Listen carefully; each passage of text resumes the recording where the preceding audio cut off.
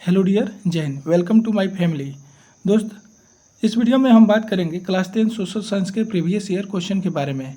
इसमें वर्ष 2011 से लेकर के अब तक के जो एग्ज़ाम हुए हैं उसी को कवर कराया जा रहा है। इससे पहले 3 वीडियो कराया जा चुका है, ये चौथा वीडियो है। यदि इससे पहले के वीडियो को आप नहीं देखे हैं तो आपसे रिक्वेस्ट है कि आप उस वीडियो को एक बार ज़रूर देखें। चलिए दोस्त, आज के जो क्वेश्चन होगा 31 नंबर से लेकर 40 नंबर तक होगा। इसमें आपका ऑब्जेक्टिव ही नहीं बल्कि सब्जेक्टिव क्वेश्चन को भी लिखने का अनुभव प्राप्त होगा। दोस्त, यदि आप लोग का सपोर्ट होगा तो हम इसके आगे भी क्वेश्चन आंसर कराएंगे और ऑनलाइन टेस्ट लेने के एक माध्यम भी बताएंगे। सो चलिए अब क्वेश्चन आंसर को स्टार्ट करते हैं। आपका पहला क्वेश्चन कर रहा है, यानी 31 नंबर क्वेश्चन में कहा जा रहा है सुनामी का प्रमुख कारण क्या है। तो सबसे पहले ये दोस्त जानिए कि सुनामी होता क्या है। जैसे कि जो महासागर होते हैं ना, समुद्र, तो समुद्र के अंदर या ऊपरी परत पर जो भी भूकंप या ज्वालामुखी या भूस्खलन जैसी क्रियाएं होती है उसी को हम क्या कहते हैं, सुनामी कहती है। ठीक है दोस्त, उसे क्या कहते हैं, हम सुनामी कहते हैं। यानी सुनामी का मतलब ये होता है भूमि के अंदर, यानी समुद्र के भूमि के अंदर या समुद्र के ऊपरी कोई भी उथल पुथल की घटना होती है, जैसे ज्वालामुखी फट गया या फिर कोई पनडुब्बी या मिट्टी के धंसने के कारण उसके अंदर भूस्खलन की क्रिया हो गया, इसी को हम क्या कहते हैं, सुनामी कहते हैं। तो यहाँ पे आपका आंसर होगा सुनामी का प्रमुख कारण क्या होगा। तो 100 दोस्त इसका आंसर होगा समुद्र के अंदर जो भूकंप होती है उसी के कारण सुनामी उत्पन्न होता है। ठीक है दोस्त, चलिए आपका नेक्स्ट क्वेश्चन। चलिए दोस्त, अब आपका क्वेश्चन नंबर 32 पे चलते हैं। आपका 32 नंबर क्वेश्चन में पूछा गया कि सुखाड़ क्या है। तो दोस्त, सुखाड़ एक प्रकार का प्राकृतिक आपदा है। अब आपदा क्या होती है इसके बारे में जानिए। सबसे पहले ये जानिए कि सुखाड़ होता क्या है। यदि किसी एरिया में, यदि किसी क्षेत्र में 20 से 25 वर्षों तक कोई वर्षा ना हो, यानी 25 सेंटीमीटर से कम वर्षा हो, तो वैसे एरिया को सूखाग्रस्त एरिया कहा जाता है। यानी कि वहाँ पे कोई भी उत्पादन नहीं होती है, यानी कि वहाँ पे जो प्रकृति होती है, प्रकृति के माध्यम से कोई भी उत्पादन नहीं होती है, उस एरिया को हम सूखाग्रस्त एरिया कहते हैं। वहाँ पे दरारें फट जाती है, भूमि के अंदर क्या हो जाती है, दरारें फट जाती है और भूमि में कोई उत्पादन नहीं हो पाता है। अब आप ही समझिए ना, 25 सेंटीमीटर कितना वर्षा हुआ, अभी वर्षा होगा, फिर 2 महीना 3 महीना के बाद में थोड़ा बहुत वर्षा होगा, तो उसे हम सूखाग्रस्त एरिया के नाम से भी जानते हैं। अब चलिए प्राकृतिक आपदा आ गया। तो आपदा कितने प्रकार की होती है। तो आपदा 2 प्रकार की होती है, एक प्राकृतिक आपदा और एक मानव जनित आपदा।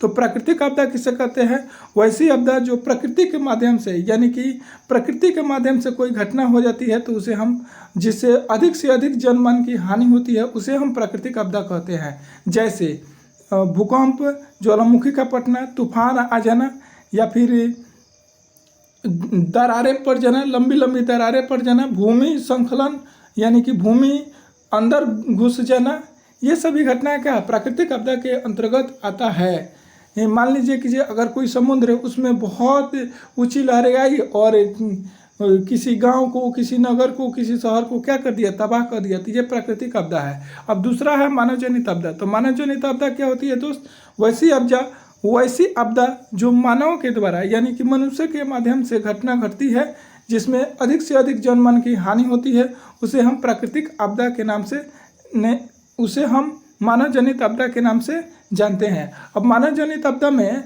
ये जो मनुष्य जो होता है अतिसावजी का काम करता है, अतिसावजी के काम करता है। अतिसावजी होता है कि जैसे कि पटाखे फोड़ना और पटाखे के माध्यम से किसी की हानि हो जाना, आग लग जाना। आग लगना भी एक प्रकार का मानव जनित आपदा है और प्राकृतिक आपदा भी है। जैसे कि मान लीजिए कि अगर जो जंगल होती है, जंगल में आग लग गई तो वो प्राकृतिक आपदा भी है। लेकिन अगर मनुष्य अगर जानबूझ के गलती करता है या फिर गैस विस्फोट हो गया तो इससे भी तो आग लग जाती है, तो ये मानव जनित आपदा भी है। यानी आग जो है दोनों प्रकार की आपदा है, मानव जनित और प्राकृतिक, दोनों आपदा के अंतर्गत आ जाएगा। ठीक है दोस्त, तो मानव जनित आपदा क्या होती है, जैसे कि परमाणु बम फोड़ देना, या फिर किसी को गोली मार देना, या फिर अपने आप में कट मर जाना, या फिर यानी ऐसी आपदा जो मनुष्यों के द्वारा घटित होती है और अधिक से अधिक जनमान की हानि होती है, वो क्या होती है, उस आपदा को हम मानव जनित आपदा के नाम से जानते हैं। सो दोस्त, आशा करते हैं कि आप इस सुखाड़ के माध्यम से आपदाओं के कई रूप के बारे में आप जान गए हैं। अब चलिए हम नेक्स्ट क्वेश्चन को ले लेते हैं। अब आपका नेक्स्ट क्वेश्चन में कहा गया कि भूस्खलन क्या है दोस्त। बहुत ही अच्छा क्वेश्चन है। यहाँ पे देखिएगा आपका 33 नंबर में कहा जा रहा है कि भूस्खलन क्या है। तो भूस्खलन अभी आप बताइए, अभी आप जो सुखाड़ पड़े हैं तो भूसंकलन ये भी है, एक प्रकृति के द्वारा होती है। तो भूसंकलन क्यों होता है? कभी कभी होता क्या है दोस्त की जो प्रकृति होती है ना, तो प्रकृति में अचानक कहीं से मिट्टी नीचे धंस जाती है या फिर दरारें आ जाती है, यही क्रिया को हम भूसंकलन कहते हैं। तो भूसंकलन भी एक प्रकार के प्राकृतिक आपदा के अंतर्गत आती है। सो चलिए हम अब आपके 34 नंबर क्वेश्चन पे आ गए हैं। आपका 34 नंबर क्वेश्चन में कहा गया है कि महासागर तल के कंपन का परिणाम क्या है, यानी महासागर के तल के अंदर जो कंपन होती है वो किसके कारण होती है।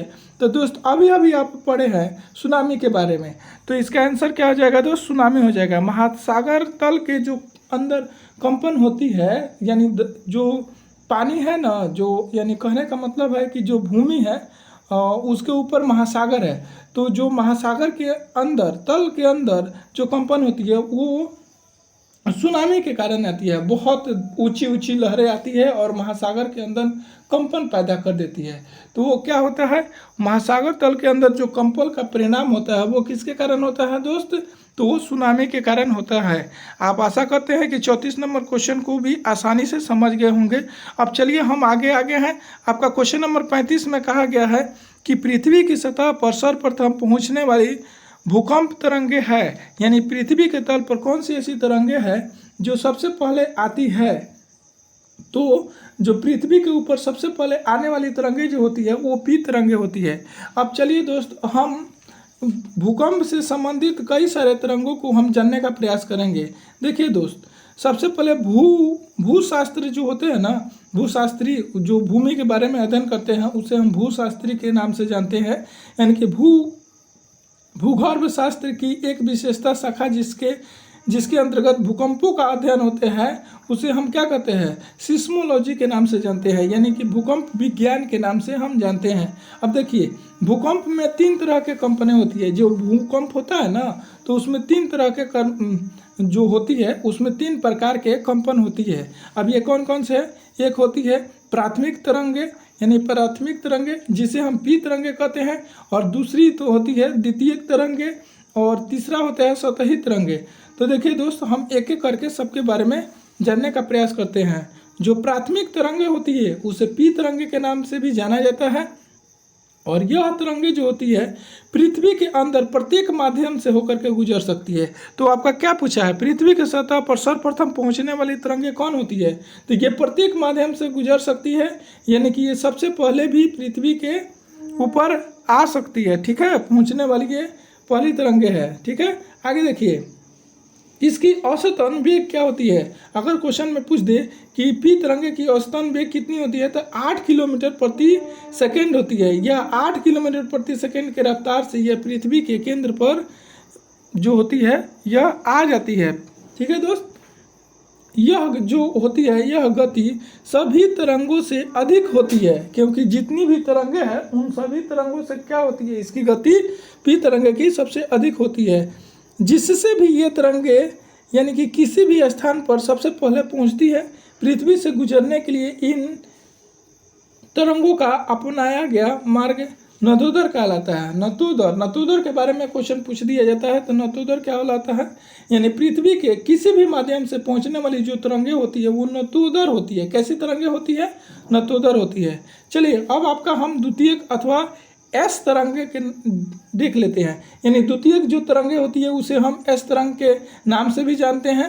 ये जो तरंगे होती है ये अनुप्रस्थ तरंगे भी कहलाती है। ये कौन सी तरंग कहलाती है? अनुप्रस्थ तरंग कहलाती है। यानी अनुप्रस्थ का मतलब होता है कि यह जो होती है तरंग अनुप्रस्थ यानी प्रकाशीय तरंग होती है। यह तरंगे केवल ठोस माध्यम में ही गुजर सकती है। यानी प्रकाशीय तरंग जो होती है केवल ठोस माध्यम में ही गुजर सकती है। यानी ये जो एस तरंगे होती है केवल ठोस माध्यम में भी गुजर सकती है। ये मत समझ लीजिए प्रकाश का वेग वाला नहीं है यहाँ पे। यानी ये जो एस तरंगे है केवल ठोस माध्यम में ही गुजर सकती है। आपको बस इतना ही ध्यान रखिएगा। अगर इसका वेग पूछ दे तो 4 किलोमीटर प्रति सेकेंड होती है। चलिए अब आपका तीसरा पे चलते हैं, सतही तरंगे। इसे एल तरंगे के नाम से भी जाना जाता है। यह धरातलीय तरंग ये इसे जो है दोस्त हम धरातलीय तरंग के नाम से भी जानते हैं। यह लंबी तरंगों के नाम से भी पुकार सकते हैं। यानी ये क्या होती है? धरातलीय तरंग होती है। इसे लंबी तरंग भी हम कहते हैं। ठीक है दोस्त, ये ठोस तरल और गैस तीनों माध्यमों में से ये गुजरती है, यानी कि ये तीनों माध्यम से गुजर सकती है। ठीक है दोस्त, इसकी चाल जो होती है 1.5 से लेकर के 3 किलोमीटर प्रति सेकेंड होती है। सतही तरंगें अत्यधिक विनाशकारी होती है, यानी ये कहने का मतलब है कि जो सतही तरंगें हैं पृथ्वी की सतह पर आती है, और इससे पहले जो दो आप भूकंप तरंगे के बारे में पढ़े हैं वो सतही तरंगे नहीं है, यानी कि उससे हमको कोई नुकसान नहीं होता है। नुकसान होता है यह सतही तरंग से, यानी पृथ्वी के जो धरती है उसके ऊपर यही क्या करती है, जितने भी घरें होती है, बड़े बड़े बिल्डिंग होती है, ये तरंगें जब हलचल अंदर मचाती है तो बिल्डिंगें क्या होती है, ढह जाती है, गिर जाती है। तो ये सबसे विध्वंसकारी तरंगें होती है। आशा करते हैं कि आप 35 नंबर क्वेश्चन को बहुत ही आसानी से अच्छे तरीक़ा से समझ पाए हैं। मैंने जितना भी फैक्ट हुआ है भूकंप से संबंधित हुए सारे फैक्ट को आपको बता दिया है। सो चलिए हम 36 नंबर क्वेश्चन पे चलते हैं। आपका 36 नंबर क्वेश्चन में पूछा गया है सुनामी का संबंध है। अब इस क्वेश्चन के बारे में हम ज़्यादा डिस्कस नहीं करेंगे। सो 36 नंबर का आंसर हो जाएगा आपका समुद्र से। किससे है दोस्त? तो जो सुनामी का संबंध है वो किससे है? समुद्र से है। सो चलिए हम आगे बढ़ते हैं। अब आपका 37 नंबर प्रश्न में पूछा गया है, चलिए दोस्त अब आपका 37 नंबर क्वेश्चन पे हम आ गए हैं। आपका 37 नंबर प्रश्न में पूछा गया है कि सुदूर संवेदी उपग्रह यानी रिमोट सेंसिंग उपग्रह का प्रयोग किस लिए होता है? दोस्त यहाँ पे बहुत ही इम्पोर्टेंट क्वेश्चन है। यानी कि सबसे पहले देखिए दोस्त कि जो सुदूर संवेदी उपग्रह होते हैं वो कहाँ लगाए जाते हैं? तो जो हमारा प्रकृति होता है ना, यानी पृथ्वी से 36,000 किलोमीटर की ऊंचाई पर जो ये उपग्रह लगाए जाते हैं। सबसे पहले देखिए दोस्त कि उपग्रह होते क्या है। उपग्रह दो प्रकार के होते हैं, एक प्राकृतिक उपग्रह और एक मानव जनित उपग्रह। जैसे आपदा के बारे में देखे ना, एक मानव जनित आपदा और एक प्राकृतिक आपदा, तो ठीक उसी प्रकार से जो उपग्रह होते हैं वो एक प्राकृतिक उपग्रह होते हैं और एक मानव जनित उपग्रह होते हैं। दोस्त सबसे पहले इस क्वेश्चन का आंसर जान लीजिए, इसके बाद में आपको हम स्पेस में घुमा रहे हैं। तो देखिए दोस्त, दूर संवेदी जो उपग्रह होते हैं इसका प्रयोग किस लिए होता है? तो दोस्त इसका जो उपयोग होता है किसी जगह पर समुद्र या फिर समतल भूमि या पहाड़ आदि की जानकारी प्राप्त करने के लिए इसका उपयोग हम लोग करते हैं। जैसे कि अभी हम लोग किसी जगह पर क्या करते हैं, किसी भी जगह को जानने के लिए खोज करते हैं कि नहीं, तो ये सभी रिसर्च करने के लिए, इसकी पता लगाने के लिए कि कौन सा जगह, कौन सी नदी, कौन सा पहाड़, कौन सा समुद्र कहाँ पे है, तो ये दूर संवेदी उपग्रह जो होता है इसी के लिए यूज होता है। तो सबसे पहले दोस्त देखिए ये उपग्रह के जो प्रकार होते हैं, तो आपको सबसे पहले हम प्राकृतिक उपग्रह को दिखाते हैं। तो इसके लिए आपको ले चलते हैं हम कहाँ, तो स्पेस में। सो दोस्तों हम आपको अब स्पेस में ला दिए हैं। अब स्पेस का जैसे कि आवाज़ आपको सुनाई दे रही होगी, देखिए कितना अच्छा स्पेस में आवाज़ सुनाई देता है। सो दोस्त देखिए अब जो हम हैं, अब हम कहाँ पे आ गए हैं, स्पेस में आ गए हैं। ठीक है दोस्त, अब स्पेस में आ गए हैं। अब स्पेस में देखिए कैसे हमारे पृथ्वी घूमती है, चक्कर लगाती है। ठीक है दोस्त, इसमें देखिए ये का एक आप कलर देख रहे हैं। ठीक है दोस्त, अब देखिए पृथ्वी कैसे घूमता है। अब इसे हम पहले जूमिंग करते हैं। देखिए ये स्पेस है, अर्थ ये क्या है, सन पूरा हमारा सौरमंडल। अब सौरमंडल के पास हम जा रहे हैं। अब देखिए सन कहाँ पे है, अर्थ कहाँ पे है, पृथ्वी, पूरा प्लेनेट के बारे में आप देखें। ठीक है दोस्त, आशा करते हैं कि यह वीडियो आपको जरूर हेल्पफुल लग रही होगी। ऐसे ही वीडियो के लिए आप इस चैनल से अवश्य ही जुड़ जाए दोस्त। सो चलिए अब आपको हम जो टॉपिक पढ़ा रहे हैं उस पर आते हैं। ठीक है दोस्त, तो देखिए ये आप सौरमंडल में आ गए हैं। अब इसे हम सौरमंडल को जूमिंग कर लेते हैं। ठीक है, देखिए अब जूमिंग करके सीधे हम आ गए हैं अपने ग्रह पे। तो देखिए दोस्त ये जो हमारा है सौरमंडल का, ये हमारा क्या है, ये मान लीजिए ये हमारा अर्थ है। देखिए यहाँ पे इसको अर्थ, तो आप देखिए दोस्त यहाँ पे ध्यान से देखिएगा, तो ये हमारा अर्थ हो गया। और ये जो है ना, ये यानी कि जो ग्रह यानी हमारे ग्रह की जो चक्कर लगाता है, जो ग्रह की चक्कर लगाता है उसे हम प्राकृतिक उपग्रह कहते हैं। जैसे कि हमारा पृथ्वी का एकमात्र उपग्रह कौन है, तो चंद्रमा है। ठीक है दोस्त, ये जो हमारे पृथ्वी है ना, इसी का ये क्या करता है, चक्कर लगाता है। जैसे इसका चक्कर लगा के आपको दिखा देते हैं। ठीक है, कैसे चक्कर लगा रहे हैं, देखिए दोस्त ये कैसे चक्कर लगा रहे हैं। ठीक है दोस्त, अब ये चक्कर लगाना स्टार्ट हो गया। ठीक है, ध्यान से देखिएगा तो सब कुछ आपको समझ में आएगा। ये देखिए कैसे चक्कर लगा रहे हैं। अभी इसका स्पीड हम बढ़ा देते हैं, लीजिए कितना फास्ट हो गया। अब देखिए कितना फास्ट हो गया, कितना फास्ट हो गया, ठीक है। अब देखिए इसको और थोड़ा धीरे करते हैं, धीरे करते हैं, ठीक है। देखिए कितना आराम से प्यार से ये जो चक्कर लगा रहा है यही तो है हमारा। ये देखिए यहीं पृथ्वी का किस प्रकार से चक्कर लगा रहा है, चंद्रमा। तो चंद्रमा का एकमात्र मतलब पृथ्वी का एकमात्र उपग्रह कौन है, तो चंद्रमा है। और चंद्रमा देखिए पृथ्वी का कैसे चक्कर लगा रहा है, ठीक है। तो रात्रि के समय जो दिन होता है ना, तो वो चंद्रमा की वजह से ही होता है। नहीं तो चंद्रमा अगर न रहता तो जो सौरमंडल जो हमारा भूकंप है या ये जो ज्वार और भाटा आती है, ये क्रिया न होती, बहुत कुछ नहीं होता, शायद पृथ्वी ही नहीं रहती, ये भी हो सकता है। तो दोस्त आपको बता दें कि ये ऐसा ही जो है ना, ये पृथ्वी आगे बढ़ती जाती है। और ये देखिए और भी ग्रह के बारे में। सो चलिए हम फिर किसी दिन अब और के बारे में हम बताएंगे, और ग्रहों के बारे में। आज के लिए इतना ही। इसमें आप इतना तो समझ ही गए हैं कि ये कैसे मतलब चक्कर लगाता है। अब मानव जनित उपग्रह क्या होता है, तो ऐसा उपग्रह जिसे मनुष्यों के द्वारा पृथ्वी के कक्ष में स्थापित किया जाता है, यानी कि पृथ्वी के लिए, पृथ्वी पर सूचना देने के लिए कि कौन सी घटना कहाँ पे हो रही है। यानी जो दूरसंचार होता है ना, वो उपग्रह के माध्यम से हम लॉन्च करते हैं। वहीं तो ऊपर जा करके 36,000 किलोमीटर की ऊंचाई से हमको सिग्नल देता है या फिर अंतरिक्ष के बारे में जानकारी देता है। तो ये जो होता है उपग्रह, ये मानव जनित उपग्रह होता है। इसी के माध्यम से चंद्रमा पर, मंगल ग्रह पे, बृहस्पति, शुक्र ग्रह पे आदि पर हम लोग जाते हैं। किसी न किसी सेटेलाइट के माध्यम से हम किसी सूचना को प्राप्त करते हैं। ये होता है ग्रह और उपग्रह। आशा करते हैं कि ये टॉपिक आपको अच्छे तरीके से समझ में आ गई होगी। तो चलिए हम फिर लौट के आते हैं अपने क्वेश्चन पे। सो हम आशा करते हैं दोस्त कि आप 37 नंबर क्वेश्चन को भली भांति अच्छे तरीक़ा से समझ गए होंगे, ठीक है दोस्त। तो सूर्य संबंधी उपग्रह जो होते हैं, इसका प्रयोग कहाँ होता है, तो इसका जो उपयोग होता है किसी जगह पर, जैसे कि समुद्र, समतल भूमि या पहाड़ आदि की जानकारी प्राप्त करने के लिए इसका उपयोग होता है। इस क्वेश्चन से आप उपग्रह के बारे में, दोनों प्रकार के प्राकृतिक और मानव जनित दोनों प्रकार के उपग्रह के बारे में जान गए। आपको सब्जेक्टिव क्वेश्चन अगर लिखना हो तो अच्छे तरीक़े से आप इसे लिख सकते हैं, ठीक है। सो चलिए अब हम क्वेश्चन नंबर 38 को देख लेते हैं। आपका क्वेश्चन में कहा गया भूकंप का सर्वाधिक संवेदनशील नगर कौन है। तो देखिए दोस्त, जो भूकंप होता है उसका सर्वाधिक संवेदनशील कहाँ पे है, तो देहरादून में है। अगर आपको ऑप्शन में दे दिया जाए बिहार का, यानी कि नगर का नाम जयपुर, देहरादून, कश्मीर की घाटी और नॉन ऑफ दिस, तो इसमें क्या हो जाएगा, देहरादून हो जाएगा।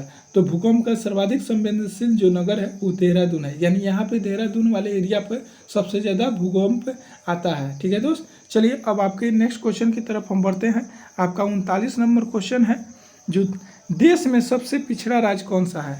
तो आप तो जानते हैं कि बिहार जितना पिछड़ा राज्य भारत का कोई भी नहीं है, यानी कि हमारे देश में सबसे पिछड़ा राज्य कौन सा है, तो बिहार है। कौन सा हो जाएगा इसका आंसर, क्या हो जाएगा, तो बिहार हो जाएगा। इसको ऐसे भी पूछा जा सकता है कि निम्नलिखित में से कौन पिछड़ा राज्य है, या फिर निम्नलिखित में से कौन सा राज्य सबसे पिछड़ा है।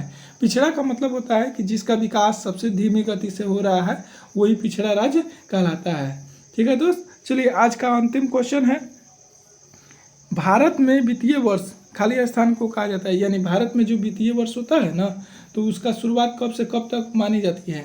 यानी कि जो भारत में वित्तीय वर्ष होता है 1 अप्रैल से लेकर के 31 मार्च तक चलता है। तो वित्तीय वर्ष का मतलब समझ गए आप। वित्तीय वर्ष देखिए होता क्या है, यानी वित्त से संबंधित जो लेखा जोखा होता है ना, आर्थिक क्रिया जो हमारे देश में चलती है, ये बिना आर्थिक क्रिया के द्वारा कोई भी देश आगे बढ़ ही नहीं सकता है। तो ये जो इसका वित्त वर्ष होता है वो 1 अप्रैल से लेकर 31 मार्च तक चलता है। सो दोस्त आशा करते हैं कि आज का वीडियो आपको बहुत ही हेल्पफुल लगा होगा। और यदि आप इस चैनल पर नए हैं तो दोस्त आपसे रिक्वेस्ट है कि इस चैनल से अवश्य जुड़ जाए और अपने तैयारी को और बेहतर कर सके, ठीक है दोस्त। आज के लिए इतना ही, फिर अगले दिन हम नेक्स्ट 10 क्वेश्चन का एनालिसिस कराने के लिए हम आ जाएंगे। रोज़ ये वीडियो है सुबह के 10 बजे आपको मिल जाती है, आप इसे कभी भी देख सकते हैं। यदि आप समय से देखेंगे तो और अच्छी बात है, सबसे पहले आपको जानकारी मिलेगी। सो चलिए हम फिर मिलते हैं किसी नेक्स्ट वीडियो में। वीडियो देखने के लिए थैंक्स फॉर वॉच। वीडियो देखने के लिए आप सभी को बहुत बहुत धन्यवाद।